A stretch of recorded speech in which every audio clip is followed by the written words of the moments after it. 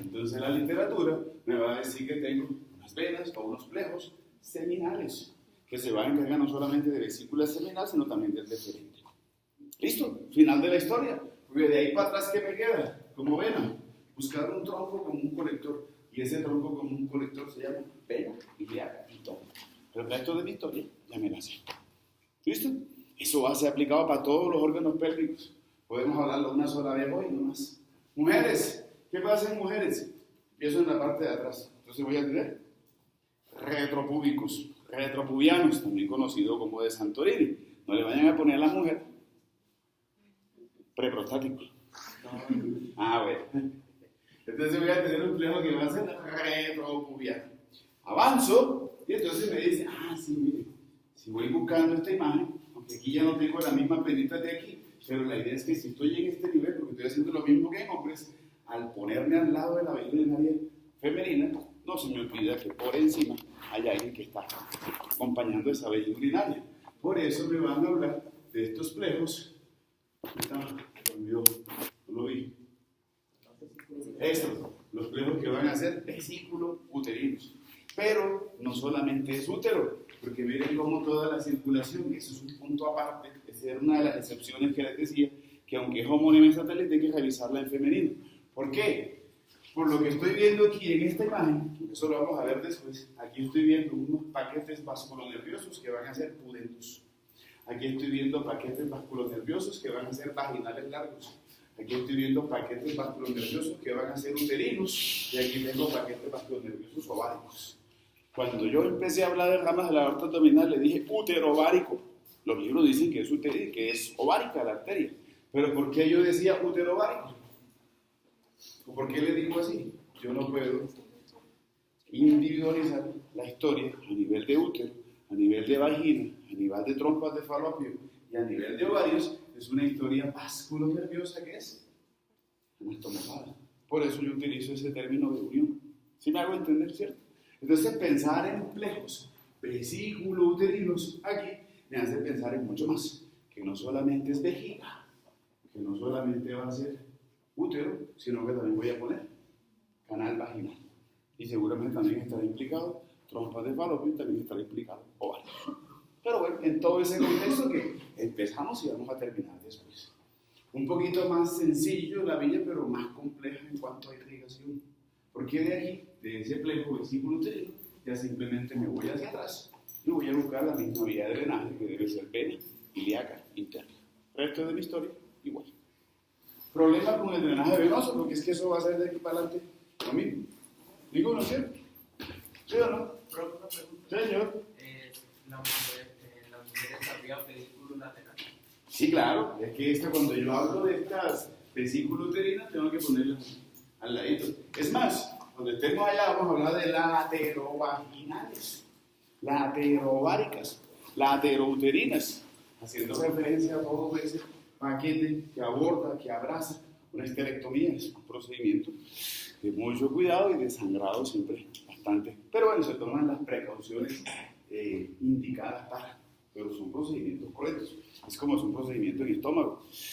El estómago es muy irrigado, un sangrado, por eso hay úlceras que a veces pueden causar ciertas alarmas de urgencias cuando hay un sangrado a nivel gástrico no controlado, porque es que es demasiado la irrigación. ¿Sí o no? ¿Vamos? Sí, no tiene problema. ¿Listo? Avancemos. Uy, sin comentarios. Esto es lo que me dice la teoría. Pero ya sé que cuando yo lea eso, le quedó faltando a eso sustancia. Porque la sustancia debe ser ¿cómo le doy irrigación? Inervación a vejiga urinaria. Va a llegar por dos vías. Una que estoy viendo ahí, la hermosa, la que me gusta, la especial, la que le da esa necesaria fuerza parasimpática, contráctil para hacer la micción. Voy hablando de plejo hipogástrico inferior. Plejo hipogástrico inferior. No voy a poner más o menos importancia. Bueno, sí debiera ponerle más o menos importancia. Acuérdense que el estímulo contráctil del detrusor y la fuerza que tiene el detrusor para hacer contractilidad y hacer micción se la debe al plejo hipogástrico inferior. Y eso viene de S2, S3 y S4. Las fibras parasimpáticas. Esa fuerza, ese estímulo parasimpático. No estoy desconociendo la otra historia que viene aquí. pero quiero que la tengan muy en cuenta.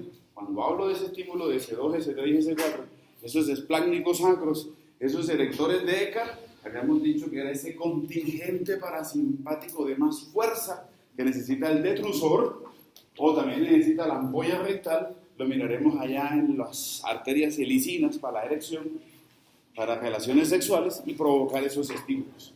Entonces me quedo con plexo hipogástrico inferior, con todo lo que significa plexo hipogástrico inferior en mi cabeza, con los estímulos, con las aferencias. ¿Única vía? No. ¿Cuál falta? La que va por las paredes arteriales. Entonces tengo que hablar de plexo vesical superior o umbilico vesical, plexo vesical inferior o génito vesical. Tengo que hablar de plexo rectal medio, ¿cierto? Sí, listo, muy bien. No, pero no solamente los que llegan, sino también por la vesidad, se comparten algunas fibras. Listo, linfáticos. Bueno, los linfáticos son corrientes. Ay, no es la mejor figura. Entonces buscamos una corriente aquí bonita de linfáticos, una vista lateral. Debe estarnos por acá. Es la misma también para todo lo que vamos a hacer. De aquí para adelante, eso, curioso por eso. ¿Qué es esto? Sífisis del pubis. Lo que me estamos dando son vasos linfáticos. Mis vasos linfáticos le llaman prevesicales. Son prevesicales, o también le puedo decir retrosinciciales. Los primeros, como retropúbicos, como vasos linfáticos. De ahí, perdón, me devuelvo.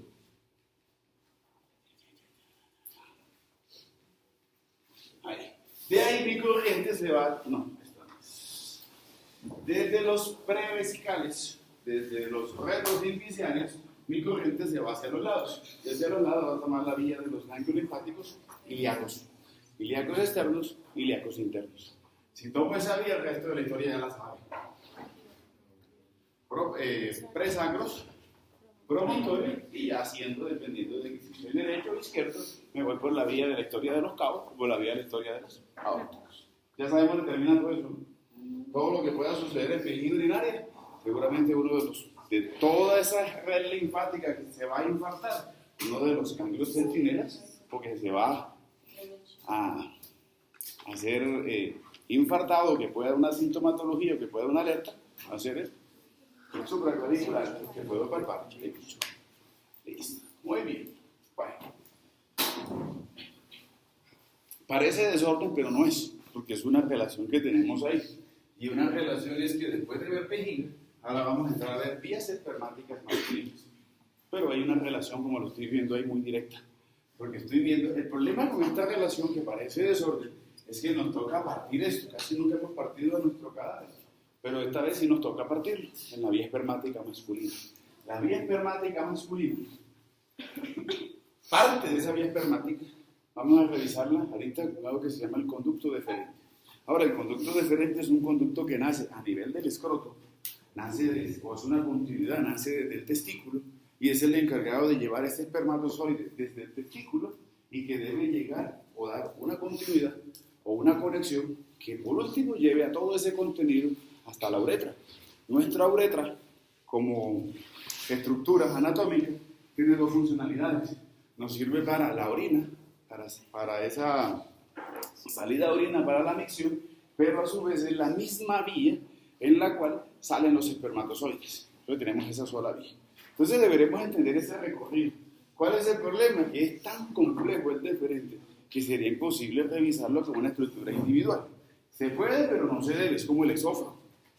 Entonces no podemos todavía llegar a revisar todo un deferente, aunque ya tenemos un cierto nivel, no puedo revisar todo un deferente porque faltan muchas cosas anatómicas que se me pierden. Entonces vamos a revisar esto. Primero la longitud total, pero vamos a hablar solamente de esos 20 a 25 centímetros intrapélvicos del deferente. Cuando estemos en el reproductor masculino externo, hablaremos del otro resto de longitud y conectaremos toda la historia. Ahí sí la podemos conectar. ¿Listo? Entonces voy a hablar de ese jovencito. Como por ser conducto y por ser una vía de salida de espermatozoides, ellos deberán tener una impulsión. Y esa impulsión al momento de la relación sexual, al momento del orgasmo, de la eyaculación, deberá darse porque este conducto deferente deberá comenzar a hacer contractilidad. Por eso la fuerza de la eyaculación y la manera en que sale el espermatozoide.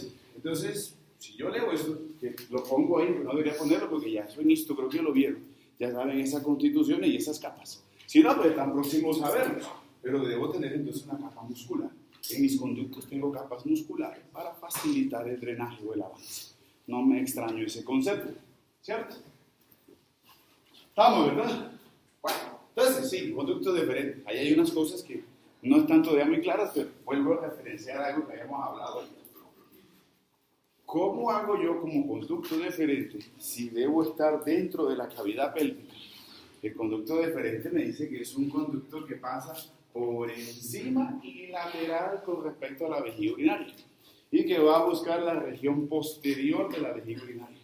¿Cómo hago como deferente, si nazco en mi bolsa escrotal, cómo hago para entrar a la cavidad pélvica? Solamente tengo una sola vía que se llama conducto inguinal. Y eso es que todavía nos falta revisar en hombres ese cordón espermático, eso lo hablamos otra semana hablamos de eso. Entonces, tengo ese concepto del nacimiento del deferente por fuera en bolsa escrotal, un necesario tránsito y llegar hacia mi cavidad pélvica. Tengo que ser parte de la historia de algo que me dijeron que era cordón espermático y tengo que tener por obvias razones una sola vía para ese pasaje y debe ser conducto inguinal.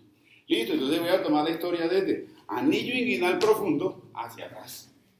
¿Están siguiendo la idea, cierto? Listo, eso es lo que está aquí, anillo inguinal profundo hacia atrás. Entonces me relaciono con vejiga urinaria, voy en su parte lateral y superior y me voy hacia posterior. Cuando me voy hacia posterior me entrecruzo. ¿Con quién me entrecruzo? Me entrecruzo con el uréter. Voy hacia atrás y yo como deferente, después de revisar este cruce y revisar este cruce, lo que habíamos hablado ayer, algo le pasa al deferente. Se ensancha, entonces se llama la ampolla del deferente.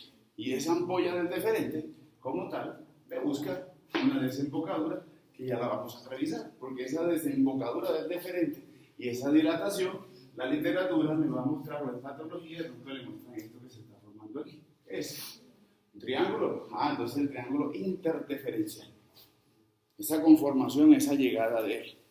Y ahí justamente también debo revisar a la otra parte de mi vía espermática, el otro componente o el otro protagonista de mi vía espermática que está por detrás de la vejiga. Si quieren dice que ahí tenemos vejiga para que busquen eso y verán que se ve igualito. Voy a encontrar esto que está aquí, una vesícula seminal. A lo último me dicen lo siguiente, por lo que estoy viendo, el conducto deferente más el conducto de la vesícula seminal se fusionan. Y estoy viendo que se fusionan a la derecha y hacia la izquierda.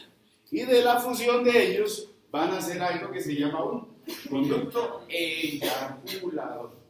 Entonces tengo dos conductos eyaculadores, el conducto eyaculador derecho y el conducto eyaculador izquierdo. ¿Problemas con eso? Ahorita lo miramos en otra vista. Vamos a revisar un poquitico otras cositas. Cuando hablo de vesícula seminal, por ser vesícula, entonces me dice que voy a tener una bolsa. Entonces por eso me hablan de esto que va a ser que va a tener un fondo, esto que va a ser un cuerpo, y aquí que va a ser el conducto. Vuelvo a la historia. El conducto de la vesícula seminal pues, se une con el conducto deferente para formar eyaculador. No más. Le ponen diámetros, lo van a encontrar, que mide entre 5 a 6 centímetros, 1.5, 2 de ancho en promedio, y que le cabe más o menos entre 5 a 10 cc. ¿Qué está ahí? Espermas, es un sitio de depósito de esperma, pero también hay un epitelio que secreta unas sustancias que van a ayudar a darle proteínas a esos espermatozoides. Ayudan a contribuir, no mucho, pero contribuye. Cuando yo hablo de una eyaculación, el 25% por lo menos del volumen de una eyaculación es próstata. El otro resto van a ser parte de espermatozoides y otro resto de secreciones que vamos a revisar. No de las estructuras anatómicas, pero eso es una parte histológica que no sé si ya revisaron. ¿Ya revisaron eso? Tan próximos. Bueno, listo. Diferencias de esta imagen a esta imagen. Aquí estoy viendo, deferente, vesícula seminal, el corazoncito de próstata. Me refiero cuando dice corazoncito porque eso no tiene forma como de mucho corazón, pero la diferencia va a ser entonces aquí, en este corte. Porque aquí en este corte me interesan dos cosas. Uno, esta historia de aquí es la historia de vesícula seminal con deferente. Y lo que estoy viendo, en este corte medio central, estoy viendo media próstata, estoy viendo la mitad de mi próstata, en este caso, derecha e izquierda. La derecha, me quitaron la mitad izquierda, estoy viendo esto que está aquí. Conducto eyaculador. Estoy viendo conducto eyaculador derecho. Obviamente por el corte me quitaron el conducto eyaculador izquierdo. Lo otro que me llama la atención cuando veo próstata es esto. Y vamos a revisar ahorita eso. Cuando veo que en todo el centro de la próstata está bajando ese tubo que se llama uretra. ¿Sí o no? Bueno. Más cosas para cuando lean, pero bueno, no, anatómicamente hay que saberlo. Por la forma que tiene, que es una forma elongada, aplastada, se forman dos extremos. La literatura me dice que la vesícula seminal tiene un extremo que será superolateral y un extremo que será inferomedial. Como bolsa, como sitio de depósito. Bueno, hablemos de próstata y unamos todo esto. Sin comentarios. Si pienso en la irrigación del deferente y le ojo. Es lo que voy a hacer. Quiero la irrigación del deferente, pero quiero la irrigación del deferente en la cara posterior de la vejiga. La irrigación del deferente es muy extensa y vamos a iniciarla hasta ahorita. Pero teniendo a un deferente y teniendo a una vesícula seminal ubicadas en esa posición, en la región posterior de la vejiga urinaria, y ya conociendo mi arteria ilíaca interna, pues es muy fácil determinar quién será la irrigación. Vesical superior. Ayer la dijimos. Cuando tengo una vesical inferior, la vesical inferior tiene, o génito vesical, tiene dos protagonistas, que va a ser vesícula prostática y una que va a ser vesículo deferencial. Entonces voy pensando en la rama vesículo deferencial de una génito vesical o vesical inferior, como la arteria que tiene que encargarse de la irrigación de esas dos estructuras, llámese deferente y llámese vesícula seminal. Pregunta. Vamos a hacer la pregunta. El quiz. Diga la irrigación del deferente desde el anillo inguinal profundo hasta la vejiga urinaria, hasta la cara posterior de la vejiga. ¿Qué contesto?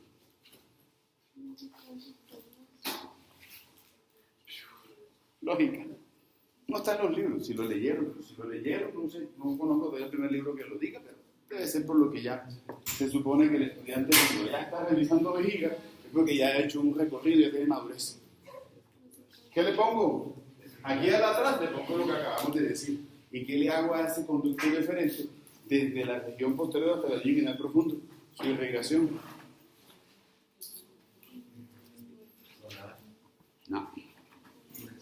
No. Maxilar interna, no. Temporal superficial, no.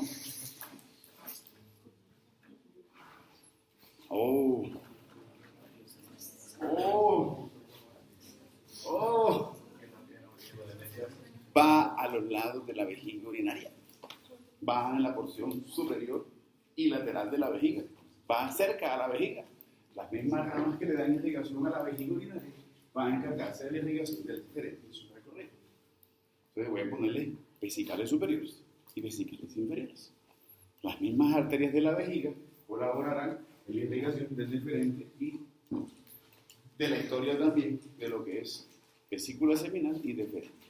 Porque tengo doble irrigación. ¿Sí me hago entender la idea?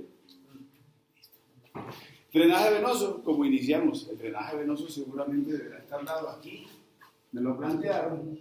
De inicio, lo que dijimos, en esa región posterior, hacia atrás, me hablaban de esto, de unas venas seminales. Ah, sí, ese conjunto venoso seminal no será solamente seminal, también será venas seminales, pero también tengo unas venas deferenciales. Pero prima, o siempre toman en cuenta, son a las seminales. Voy a revisar a ese conjunto venoso que será seminal y que será deferencial. ¿Dónde desembocará? Por obvias razones, en ilíaca interna, el resto de la historia ya lo sabe. Linfáticos igual. Con eso no tiene ningún problema. Bueno, muy bien. Ahorita hablamos de toda la irrigación y la inervación de estas jovencitas. Voy con próstata y con próstata hago todo el recorrido después de inervación.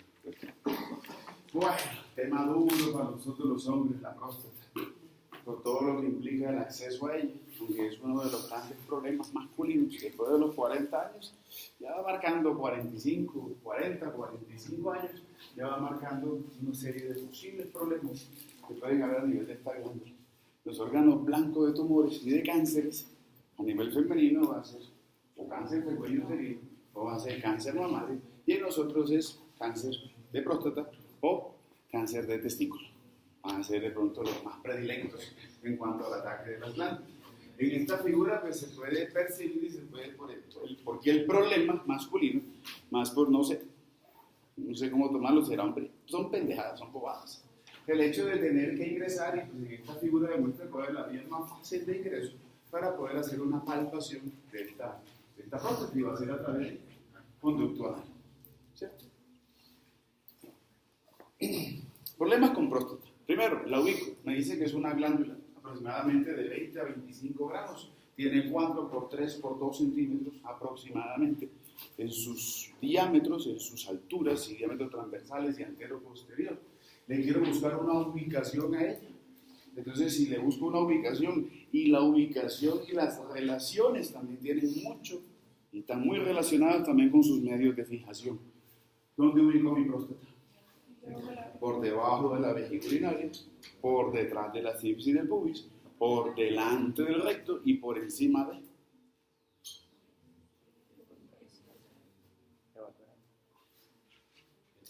Levator ani y un diafragma pélvico, por ahí sí voy a ser más específico del músculo levator ani. ¿Sí se acuerdan? Cuando hablo de levator ani, esta que es masculina, teníamos esto aquí así. Aquí teníamos el anillo anorrectado, el esfínter. Aquí tenía esto, es una parte aponeurótica, pero que también es muscular. Y le decía diafragma urogenital. Algunos le dicen aponeurosis perineal media, viene de las dos. Que es una parte aponeurótica, pero también tiene fibras musculares, que lo revisaremos más adelante. Yo le tengo un diafragma urogenital, y como ese huequito necesario para que le permita el paso a esa uretra. Entonces, esas relaciones que busco aquí sí va a ser levator ani, pero también voy a tener más específicamente al diafragma urogenital como músculo, como una parte de este levator ani, más otra que todavía no conocen, que veremos la otra semana, que se reúnen a ese nivel para formar o conformar a ese diafragma. ¿Listo? Ahora, si yo pienso en los medios de fijación de la próstata, ¿quiénes serán? Porque literalmente la próstata estaría como en un sándwich en esta zona. Ella deberá entonces, sus medios de fijación deberá ser hacia arriba, la relación que tiene con vejiga urinaria. Hacia abajo, la relación con diafragma urogenitales. Hacia atrás. Hay una relación, pero están alejaditos. Acuérdense, esta vejiga está bien. El tabique. Esa pronosis próstato-peritoneal de Don Belliers, que me decía que era una primera porción que era un tabique recto vesical, pero que es la formada de un tabique recto prostático. Entonces va a servir de medio de fijación. ¿Sí o no? Vamos. El último, medio de fijación. ¿Quién será? La fascia pélvica. Ya no voy a hacer más ejercicio de fascia pélvica porque cada vez que lo hago me miran raro. Entonces ya lo hicimos 2 veces, ya está listo para preguntar. La fascia pélvica como estructura que yo sé que pasa, pero que al pasar y al ir desde sífilis del pubis hasta sacro, va asegurando y envolviendo órganos entre sí. Listo con ella. ¿Dudas o preguntas hasta ahorita? ¿Ninguna? Miremos a ver cómo es este problema que tenemos ahí. Cuando quiero hablar de próstata, me dice que la próstata es una glándula con esas dimensiones que la voy a dividir en 3 partes. Tiene 2 lóbulos que van a ser laterales y un lóbulo que va a ser medio. Que aproximadamente son, miren lo que me dice, 30 a 40 glándulas. O sea que son islotes. Claro que si uno la corta, uno la ve anatómicamente, la va a ver como todo un conjunto. Como cuando hacemos en parótida, con todas las glándulas hemos hecho casi siempre ese principio. Entonces voy a tener en realidad de 30 a 40 islotes glandulares repartidos en los 3 lóbulos. Sin embargo, de toda la repartición de los lóbulos, me preocupa que el lóbulo, casi siempre, en un gran porcentaje de los casos, el primero que cambia es el lóbulo medio. O sea que todo ese acúmulo de glándulas que tengo en los lóbulos laterales y el lóbulo medio, los primeros que comienzan a tener cambios, ojalá sean siempre esos, ojalá nunca dé, pero si dé, yo quisiera que lo que primero comenzara a afectarse debe ser el lóbulo medio. ¿Por qué? Porque las primeras sintomatologías que pueden haber, si están en el lóbulo medio, yo me puedo percatar de ese problema, por esto que está pasando por aquí. ¿Qué pasa en la uretra? Es fácil, el paciente que está más o menos ya cuarentón, está madurongo, y llega y dice, no, es que yo voy a orinar y tengo ganas de orinar, pero me pongo allá a medianoche a orinar, y eso es un suplicio porque tengo que esperar y hago fuerza y caen gotitas. Con más fuerza y necesidad que haya de orinar, y tener las ganas de orinar, porque uno siente que está la vejiga llena, por más fuerza que haga, pum, pum, cae goteadito. O se le pregunta al paciente, ¿cómo es su fuerza del chorro? ¿Usted ha sentido que la fuerza del chorro, cuando uno hace fuerza para hacer la micción, siente que ha disminuido? Él seguramente va a decir que sí. Eso ya va dando el primer indicador de que esa uretra que está transitando por próstata está siendo comprometida por ese cambio glandular a nivel del lóbulo medio prostático. ¿Estamos de acuerdo, cierto? Listo, muy bien. Entonces, si tengo 30 40 glándulas, voy a tener muchos conductos. ¿Sabe? Por eso me hablan de que tengo más o menos aproximadamente entre unos 20 a 30 conductos. Tendrán que simplificarse, porque no puedo buscarle drenaje venoso a tantos conductos. Pero en próstata tiene algo de particular. Vamos a hacer un cambio aquí, no me gusta esa imagen, voy a brincarme hasta acá. Esto. La historia que les traía ayer, a ver si no se me pierde. No creo que se me pierda. Vejiga, corte coronal. Quité la mitad anterior, estoy viendo la mitad posterior. Lo accidentado de la vejiga, lo accidentado de la próstata y lo necesario anatómicamente es región posterior, básicamente. Entonces, ahí arriba lo que estoy viendo es eso. Lo que mirábamos ayer, tengo esto que es trígono vesical o de Litow, ¿cierto? O de Litow. El engrosamiento que representa esa disposición de posterior hacia anterior y hacia abajo, decíamos que todo ese trígono en el centro formaba algo que se llamaba la úvula. Y esa úvula, en su desplazamiento hacia abajo, empieza a hacer un acompañamiento, porque no solamente vejiga, sino que lo sucesivo, la continuidad, lo que se desprende, lo que nace de esa vejiga urinaria en su cara inferior, va a ser este huequito. Ese estrechamiento da el inicio a algo que es uretra. Y la uretra, voy a decir que la uretra tiene un orificio uretral interno y un orificio uretral externo. Esto lo hablaremos después, porque ahorita le vamos a dar toda la definición a esa uretra. Todavía no. Ahora, cuando sigo bajando, lo que me está diciendo es que esa úvula, como estructura anatómica, como engrosamiento, como una tuberosidad, como un levantamiento de la pared, de ese epitelio, de esa porción mucosa y muscular, se continúa hacia la uretra. Y esa continuidad hacia la uretra acompaña a la uretra en la cara posterior. Aquí lo que estoy viendo entonces va a ser como la úvula de la vejiga urinaria, al descender, se va como ensanchando, sigue manteniendo la elevación, pero tiende como a siempre sustantivo, a estrecharse. Y ese estrechamiento le voy a decir la cresta uretral. Cresta uretral. Me devuelvo en dos cosas, parece desorden, pero no lo es. Quiero ver todo lo que para mí significa la uretra. La uretra para mí significa lo siguiente. Primero, la uretra es una estructura, es un tubo muscular, que tiene las dos cosas, músculo membranoso, pero es más muscular. En promedio, entre 18, 20 a 25 centímetros. Pueden encontrar esos rangos de longitud. Y por lo que veo en la figura, la uretra masculina es muy compleja, por lo que significa para ella el recorrido que hace y tener varias participaciones anatómicas. ¿En qué sentido? En que lo primero es una relación con vejiga en su nacimiento. Por eso me dicen que es la uretra del cuello vesical o preprostática. Y esa uretra del cuello vesical en promedio va a tener de 1 a 1.5 centímetros. Segundo, la uretra transitando a través de la próstata. Entonces, uretra prostática, 3.5, 4 centímetros. Sigo avanzando y ahora mi uretra está en el espesor del diafragma pélvico.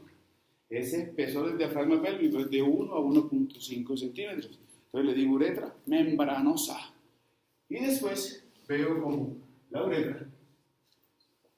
Ay, no tengo una imagen. Bueno, después lo miramos. Pero ahí me dice que el pene está conformado por 3, aunque son en realidad van a ser 2, pero son 3 estructuras que sirven como esponja, digo yo, son cuerpos eréctiles que se llenan de sangre y van a hacer que este jovencito adquiera la dureza y adquiera la erección. Y esos cuerpos eréctiles que absorben sangre van a llamarse cuerpo esponjoso y 2 cuerpos cavernosos. Por eso digo que son 3, pero que en realidad son 2, porque son 2 cavernosos y un cuerpo esponjoso. Los 2 cuerpos cavernosos están arriba, el cuerpo esponjoso está debajo, por toda la base, por toda la cara inferior del pene. El relieve que tiene el pene por debajo, después lo miramos, va a ser voluntario para la disección. Va a ser, en la cara inferior, va a ser el cuerpo esponjoso. ¿Cierto? Entonces, por eso me dice de que esta porción de la uretra, 5 en el último corte. A veces mata, ese jugar con los sentimientos. Esa uretra que tengo en la cara inferior va a ser la uretra que recorre, o sea, que mi cuerpo esponjoso. Cuando yo hago un corte de cuerpo esponjoso, el cuerpo esponjoso por dentro es hueco. Ese hueco va a estar representado por ese conducto y por esa porción de uretra, que le voy a decir uretra esponjosa, que va por todo el centro del cuerpo esponjoso. Y en promedio, 15 a 16 centímetros. Eso es mi uretra. Vamos a mirar, la vamos a estudiar por partes. Vamos a ver la uretra. Ahorita la uretra prevesical, la uretra del cuello vesical o preprostática, y vamos a entender la uretra prostática. Ahora sí, hablemos de uretra prostática. ¿Cuál es el problema con esta jovencita? Lo primero, listo, vejiga, aquí está próstata. ¿Qué le pasa a la uretra cuando hace un recorrido por próstata? Tiene una dilatación, y esa dilatación se llama el seno prostático. El seno prostático. Y creo que todos los relieves y toda la parte anatómica de interés de la uretra versus próstata se encuentra en eso que se llama seno prostático. Entonces, ¿qué ubico en el seno prostático? Primero, la dilatación de la uretra dentro de la próstata, o sea, la dilatación de la uretra prostática. Segundo, si miro la cara posterior de esa uretra, ¿cómo la veo? La veo levantada, llena de huecos, y todos esos huequitos que están ahí van a ser los orificios de drenaje de esos 20 a 30 conductos que me habían contado que tenía la próstata. Pero no todos son 20 a 30 conductos exclusivamente para que salga la secreción prostática, sino que aquí también tengo unas glándulas, no es la mejor imagen, la van a ver en histología, pero ahí en la uretra, en todo lo largo de la uretra, tengo glándulas uretrales o periuretrales. Entonces eso se mantiene lubricado. Estas glándulas uretrales o periuretrales le van a decir después, la vamos a ver después como las glándulas de Litre, pues las van a ver en histo como glándulas de Litre. Y también seguramente revisará en histo como la reunión de glándulas de Litre o periuretrales me forma unas lagunas que se conocen como las lagunas de Morgagni. Eso lo van a ver después, me imagino. Entonces reviso eso. Múltiples orificios.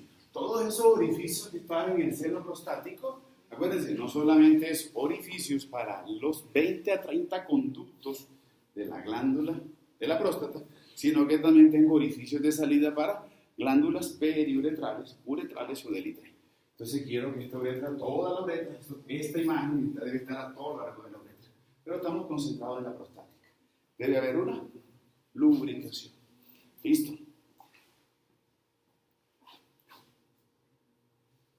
Cuando yo sigo a mi cresta uretral, estoy viendo que en el centro de esa historia está sucediendo algo con esa cresta uretral. O estoy viendo que sucede algo en el centro de ese seno prostático.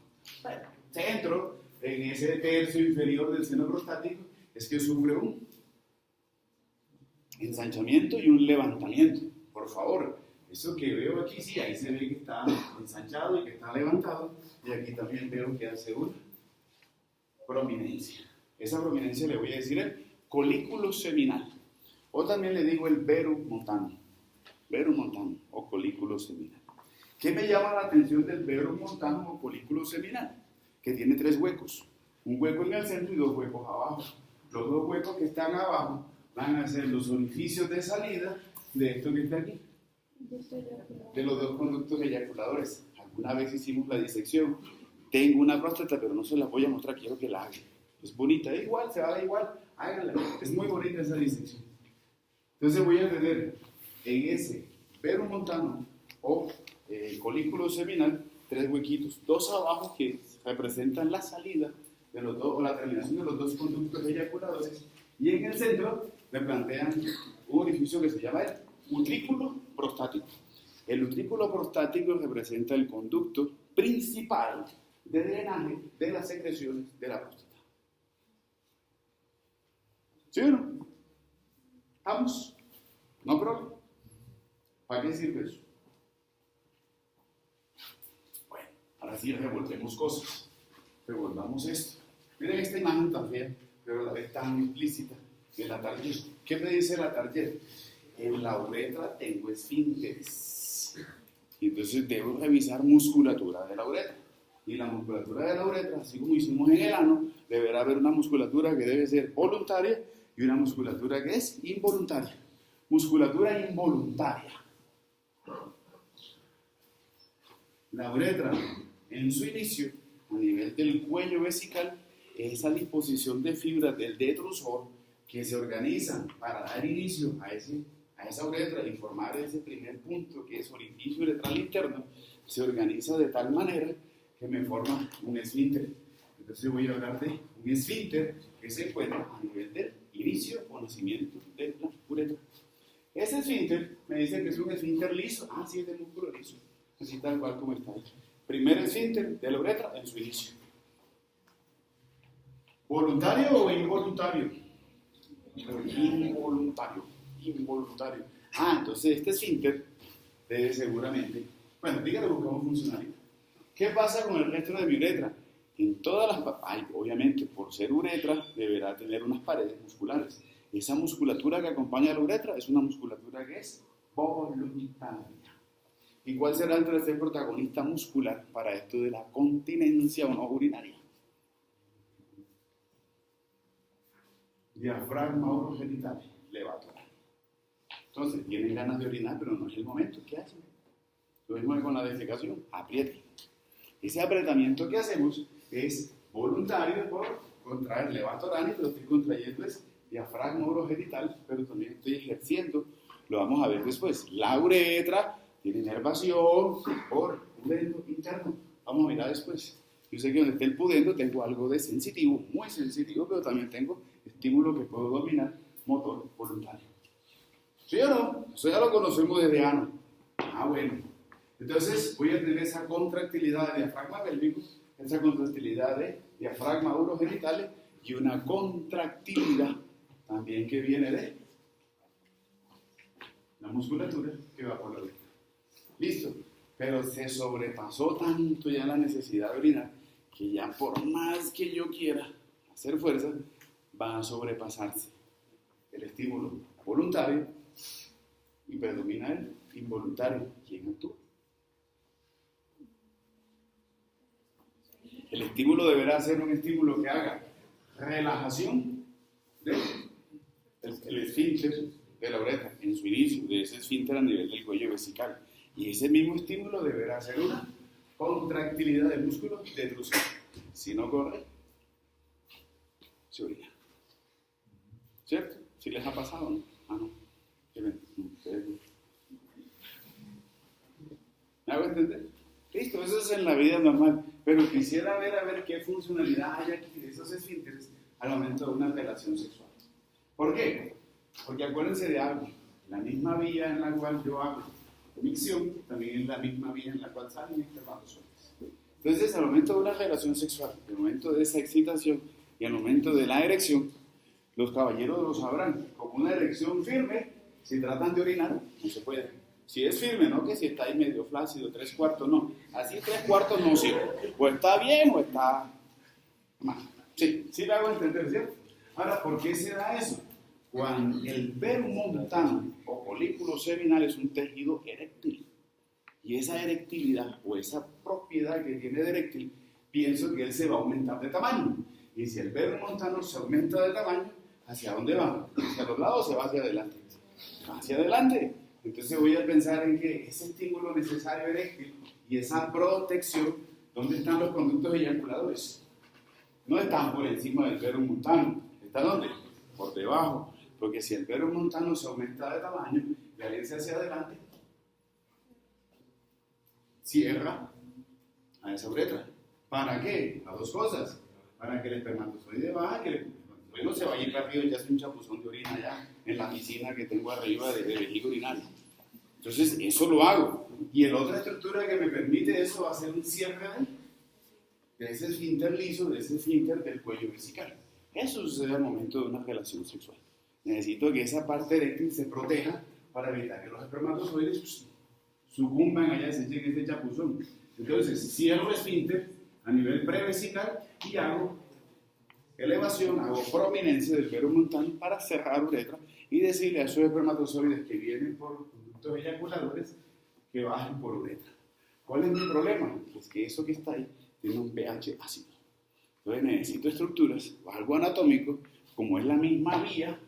Entonces los caballeros también lo saben. En una erección, apenas se da la erección, comienza a salir por el orificio uretral externo una secreción como cristalina, una secreción que es como viscosa.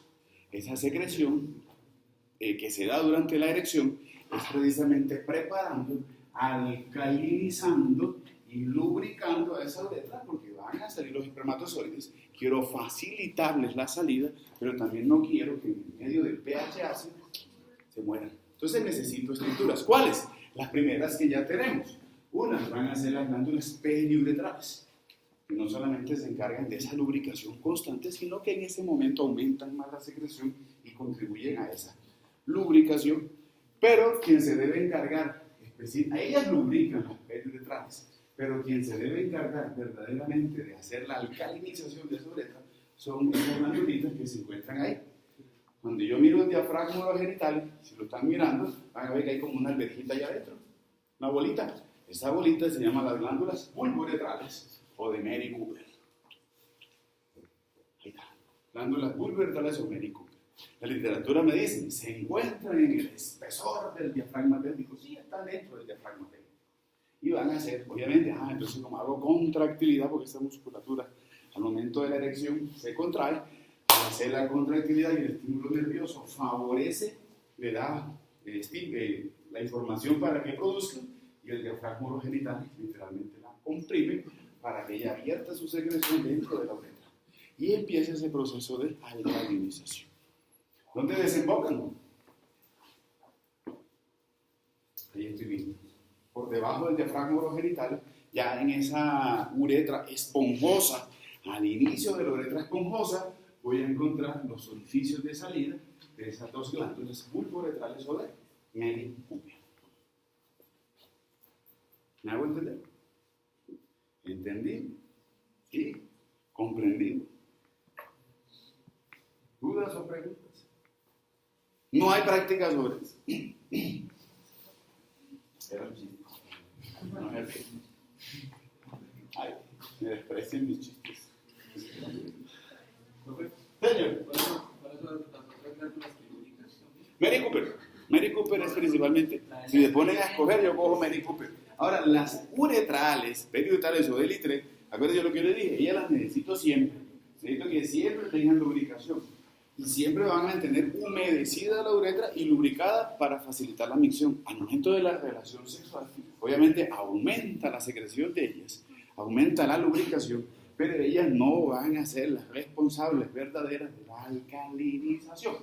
Siempre tengo glándulas uretrales o delitre como lubricación. La alcalinización se llama bulboretrales o de Mary Cooper. Y con eso hay que tener cuidado, porque es que no les digo que vayan a hacer libertinaje, no, tampoco les digo que no lo miren, no, tendrán que mirarlo. En algún momento yo tengo que tomar la decisión de buscar una pareja, y cuando tengo una pareja, una novia, en algún momento tendrá que haber alguna necesidad o alguna atracción que lo lleve a uno hacia el acto sexual. No sé, si se busca o no se busca, a veces, entonces ustedes son una bomba hormonal, tienen 18 años, esas hormonas tienen ebullición, pero entonces hay que pensar, mi papá decía, con esto y no con lo que sabemos, ¿cierto? Sí, o sea, es mi meta, lo que yo tengo en mi vida, lo que yo quiero ser. Bueno, pero a veces. Pero entonces, bueno, si yo tomo la decisión de hacerlo, hombre, protégese. Me dice, ¿y qué pasó a la niña? No, está embarazada. ¿Y quién sabe, no? ¿Cómo? No supe cómo fue. ¿Quién sabe cómo sería? Sí, test integrado del embarazo y sus posibles causas. No, somos tan pocos, ¿cierto? Ahora, en esos momentos, bueno, opciones. Miren, se habla desde los lavados que se hagan, pero es que en ese momento, ¿quién le echa agua fría y menos en Pamplona a esa región? ¿Cierto? No. Entonces, por favor, protéjanse. Y la protección, sea el hombre o la mujer, siempre lleva un preservativo. En ese momento, y si tengo una pareja, pues yo no me paro en una esquina a ver con quién pasa y a ver, hey, ¿tú quieres? Ven, vamos. No. O sea, si ya hay algo establecido y se va a dar ese paso, hay que darlo de manera inteligente, ¿cierto? Eso no es en el primer huequito que uno encuentra, el primer rincón oscuro que hay, no, eso se programa, creo que son cosas programables. Pero si no soy programable en mi vida, por lo menos sí debo tener un cuidado, y va a ser es protección. Después hablaremos por qué. Cuando lleguemos al productor masculino, vamos a hablar de algo que tenemos nosotros en nuestras secreciones, que se ha visto que es un posible iniciador de cáncer de cuello uterino. Entonces, si no lo hacemos por protección, por embarazo, por enfermedad de transmisión sexual, hay un posible potencial de nuestra secreción masculina que puede desarrollar en el cuello uterino cáncer. Entonces, hagámoslo por todas esas posibilidades de afecciones que pueden haber. Eso lo hablamos más adelante. ¿Dudas o preguntas? Bueno, ¿en qué va esto? En que esa primera secreción de las glándulas, porque es que, lo voy a decir de manera así, yo editen ese video. Entonces empiezan en la relación sexual. No, solamente la puntica, o sea, solamente el glande. No, que solamente te hago el estímulo con mi glande en la vulva, sin penetrar, o solamente penetro un poquitico. ¿Sí pueden quedar embarazadas? Sí, porque es que lo que se almacena en vesículas seminales y la secreción que hay, espermatozoides. Hay espermatozoides. Y hay espermatozoides que son Superman. Sí. Dice, no, es que solamente lo miré, que solamente toqué el interior y ya quedé embarazada. No, tampoco. Es un chiste. Y que están pensando, no me están siguiendo. ¿Sabes qué te la imaginan? Pero esas primeras secreciones que salen de la glándula vulvuretral pueden llegar a ser fertilizantes, pueden llegar a causar embarazos. Entonces, siempre protección. ¿Listo? Lo hablaremos más adelante. ¿Dudas o preguntas de ahí? Hola. ¿Una qué? Las vulvuretrales. Sí, claro, problemas a nivel de glándulas nerviosas. Ya sé que la glándula se vuelve perezosa en su secreción, que la calidad de la secreción no sea. Ahí hablo de calidad y cantidad también. No sea la adecuada. Problemas nerviosos que afecten en algo la secreción de la glándula puede poner en riesgo esa calinización. Incluso dentro de los estudios de fertilidad se pone eso. Tienen que mirar también esa parte. Pero obviamente se mira ya el espermatozoide final, porque a ese paso pueden de pronto morirse si no hay una buena secreción. Claro, lo mismo es que hay personas que son muy fecundas y otras que no son tan, ¿cierto? Entonces, algunos solamente con la primera relación ya, un embarazo seguro. Otros tienen que hacer que 2, que 3. Hay posiciones incluso que se da la eyaculación, que la mujer quede con las piernas levantadas durante tantos minutos para facilitar y que el espermatozoide. Hay muchas técnicas para lograr o promover una fecundación. ¿Y por qué en unos es tan efectivo y en otros no? Pues eso es la calidad del esperma. A todo lo largo de la uretra. En todo lo largo de la uretra. Cuando yo quiero válvulas, glándulas periuretrales van a estar aquí. En todo lo largo y en todo el recorrido de mi uretra vamos a encontrarlas. ¿Listo? Bueno, me falta algo. Me devuelvo. Este tema lo ponen a uno a sudar. Rojo, colorado. No, sí, no, trae gente adulta. Yo hago las cosas así como deben ser. Sí. Eso no, que, aquí no estamos en religión, ni estamos de puritanos, ni nada. Sí. Aquí todos tenemos. No,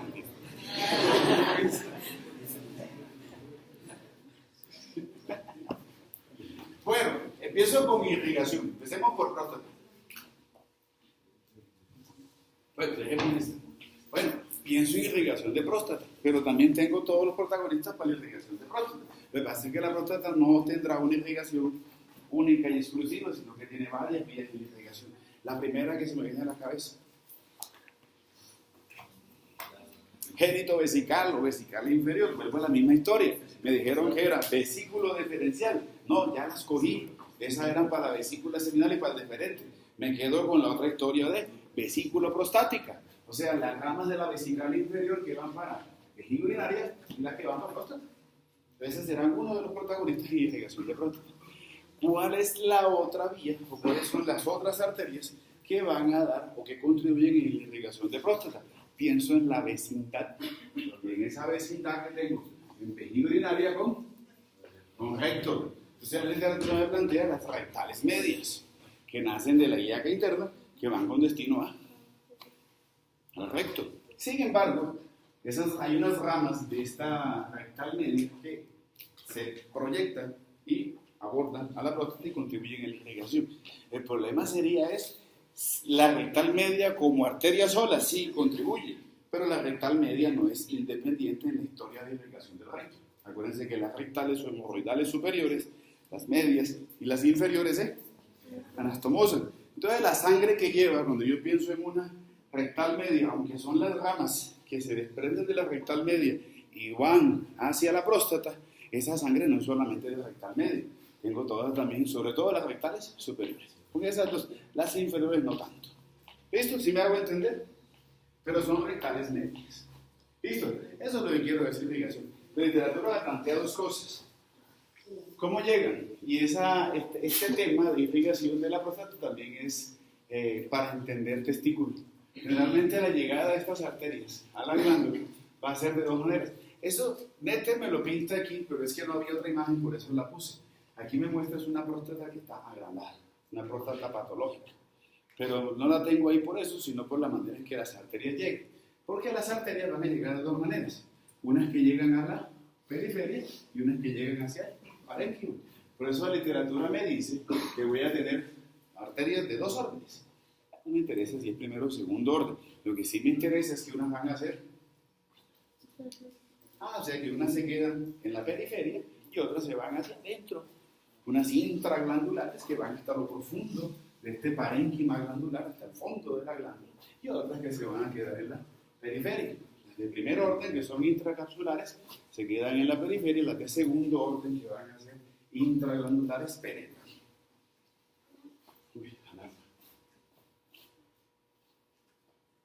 Bueno, y es más cortito porque tenemos la visita del doctor Jesús. Esperemos a ver que llegue.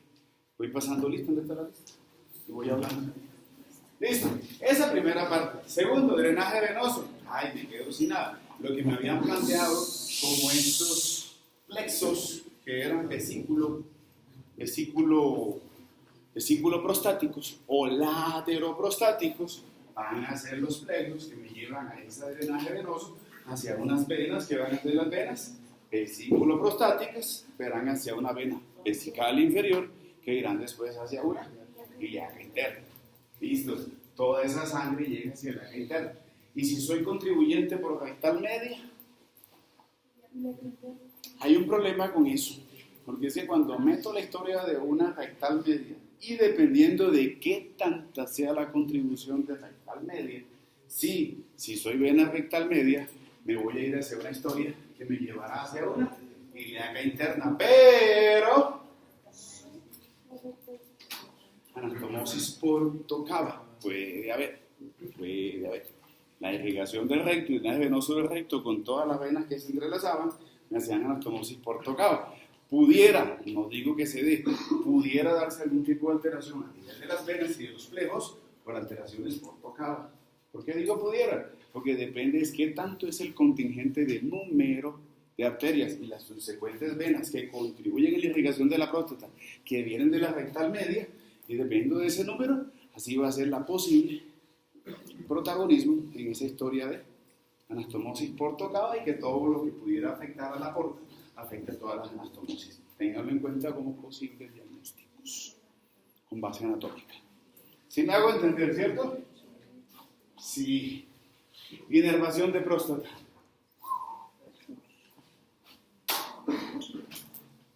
Problemas. Plejo hipogástrico inferior. Entonces yo soy plejo hipogástrico inferior. Voy, ¿qué hago? Sí, formo plexos. ¿Qué plejo formo? plejo rectal, plejo vesical, plejo prostático. Ahí estoy formando un plejo prostático. Ana, y si yo pienso en la inervación de vesícula seminal y deferente, ¿quiénes eran? Para la inervación de vesícula seminal y deferente, voy a tener lo primero que se me olvida de la cabeza, las fibras nerviosas que acompañan a las arterias. 2, estoy viendo que esa historia viene por otro contingente, miren las fibras como vienen por detrás.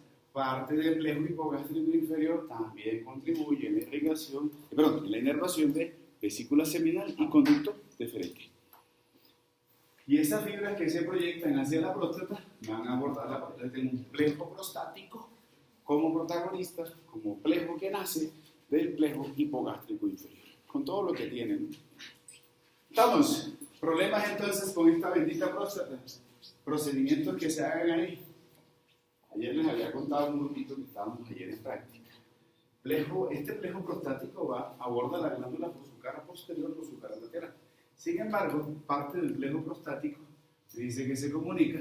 Esto que está aquí, pene, esto es la base o raíz del pene. Entonces el pene tiene dos partes. Una parte visible que se puede ver una persona que esté desnuda, lo que se le ve del pene va a ser la parte externa o va a ser pene propiamente dicho. Pero tengo una parte de pene que se encuentra dentro y enmarcado en la cavidad pélvica. Entonces por eso me hablan de hacia arriba tendré pubis, hacia abajo tengo isquio. Entonces las ramas isquiopúbicas, ahí se inserta parte de esa musculatura que se encuentra anexa a la base de la cavidad del pene. Aquí lo que estoy viendo es plejo prostático y estoy viendo esta ferita que viene por aquí. Entonces parte del plejo prostático le da inervación a esos órganos eréctiles, esa musculatura anexa a los órganos eréctiles. No me entienden ahorita, me entienden la otra semana. De este plejo hipogástrico inferior y de la subsecuente formación del plejo prostático nace esto que viene por aquí. Un nervio que le voy a decir nervio cavernoso. Entonces para el cuerpo cavernoso como cuerpo eréctil.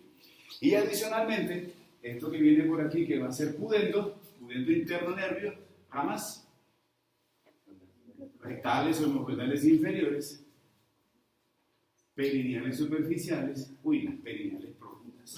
Pasan por debajo y al lado de la próstata. Y esas mismas ramitas del pudendo, esas ramas perineales profundas, que tendrán protagonismo en la inervación de los músculos y de esa región de la base o raíz del pene, de ahí también se origina el nervio dorsal del pene que va sensitivo hacia el glande. Uno de los riesgos puede ser ahí en próstata, sea lesionar a este pudendo interno, su rama perineal profunda, o poder lesionar a esas fibras cavernosas que van para arriba. Eso implicaría de pronto una posibilidad de que haya, después de una erradicación de una prostatectomía, puede haber un problema que va a ser ¿cuál es? Disfunción eréctil. Dejamos hasta ahí. ¿Listo? ¿Comprendido? ¿Estamos? Sí. Bueno, abramos la puerta, por favor. Y pasemos listo. Tenemos al doctor.